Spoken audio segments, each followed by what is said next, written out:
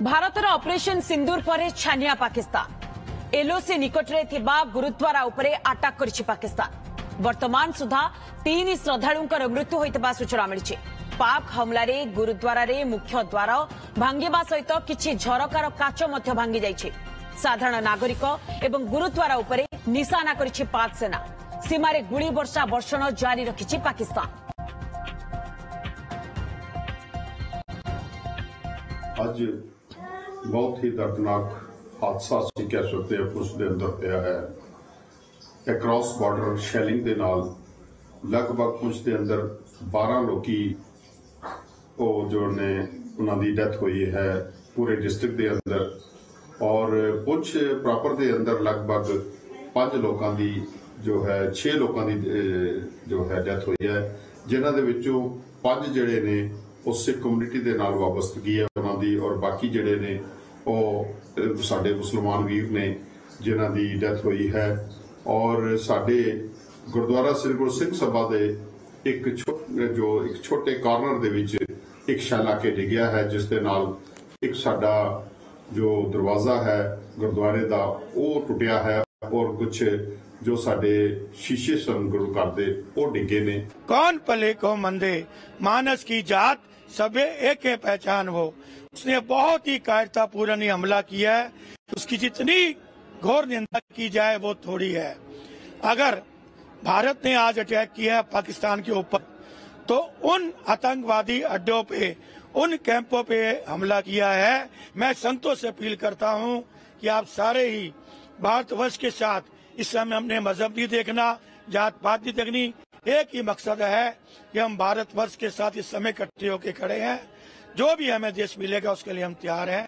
तेज संपर्क में अधिक आलोचना करने आम सहित वैदेशिक व्यापार विशेषज्ञ डॉक्टर मानस बेहरा आम सहित जोड़ी। डॉक्टर मानस बेहरा, प्रथम आपको ओटीवी को स्वागत करुच्ची। डॉक्टर मानस बेहरा, आपणकर मन थी एप्रिल 29 तारीख जितेबले प्रधानमंत्री नरेंद्र मोदी 3 सेनांकर हाथ खोली देथिले, सेमानकु पूर्ण क्षमता देथिले एवं एकथा भी कहिथिले जे 3 सेना ही कहिबे जे लक्ष्य कौन रहिबो, समय कौन रहिबो एवं तरीका कौन हेबो, एवं एहाकु करी दिखाइछन्ति 3 सेना।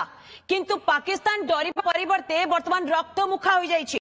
एलओसी रे बारंबार सीज फायर उल्लंघन करूछि एवं आमर जे सिविलियन माने रहिछन्ति सेमानकु टार्गेट करूछन्ति। देखो आम आलोचना अतीत आपण चैनल जे इंटेलिजेंस इनपुट फाइनल नहला पर्यंत एक्जाक्ट लोकेशन नहला पर्यंत आक्रमण खाली अनप्लान्ड वे रे बा बिना योजना रे हठात हब ना। से हला भारतीय सेना बाहिनी प्रोफेशनल तार प्रमाण कला जे वर्ल्ड रो अन्यतम गोटे प्रोफेशनल सेना बाहिनी जी एक्जाक्ट लोकेशन ने एक्जाक्ट टाइम रे एवं मात्र 25 मिनिट रे 9 टांक टार्गेट को विथ प्रिसाइज एक्यूरेसी माने पूरा एक्यूरेट ये से माने आक्रमण रे सफल होइचंती। जो थे टेरर इंफ्रास्ट्रक्चर जोटा पाकिस्तान चलुला ता उपरे प्रचंड माड़ होइछि एवं से माने क्षतिग्रस्त होइचंती। जहाँ आपण देखि परिबे जैश ई मोहम्मद रो मासूद अजहर रो वक्तव्य से निजे कहूछि तार परिवार 10 जण मरिचंती, तार सपोर्टर जे 4 जण मरिचंती। तेणु एथिरे पाकिस्तान अस्वीकार कले मध्य किछि नाइ विजुअल एथिरे स्पष्ट। एटा केवल आम विश्लेषण करवा अतीतर जो सामरिक कार्यानुष्ठान होता बालाकोट एवं 2016-19 याठू एटा बहुत व्यापक एवं गभीर एवं प्रिसाइज 900 किलोमीटर रेंज रही पंजाब रु मुजाफराबाद। आप देखते एपटे पंजाब साइड रु पंजाब तांकर सबुठारु बड़ प्रदेश एवं टेरर इंडस्ट्री सेटा मुख्य केंद्र। तेणु सेठी आक्रमण बाहावलपुर रु एठी मुजाफराबाद पर्यंत ये जो प्रिसाइज स्ट्राइक रे पाकिस्तान आउ कहि परिबो नाही जे सिविलियन इत्यादि तेणु से मिसकैंपेन करूछि। तार कारण होउछि पाकिस्तान वर्तमान से पुराना कौशल जे सिविलियन मृत्यु होइछि, कोलाटरल डैमेज होइछि एवं आमे उड़े देछु इंडिया रो 5 टांक प्लेन, ये सब कहबार उद्देश्य होउछि से गोटे रिटालिएटरी स्ट्राइक पई प्रस्तुत होउछि।